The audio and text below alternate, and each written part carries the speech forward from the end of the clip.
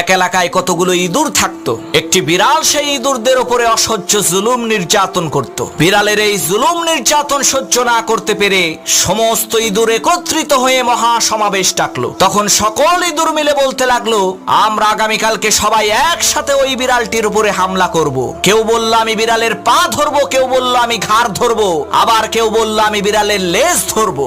এমন সময় ইঁদুর সর্দার সমস্ত ইঁদুরদেরকে লক্ষ্য করে বলল, ভাইয়েরা আমার, আপনারা সবাই বলছেন বিড়ালের হাত ধরবেন, পাও ধরবেন, মাথা ধরবেন, ভালো কথা, কিন্তু বিড়ালের ম্যাও ধরবেন কে?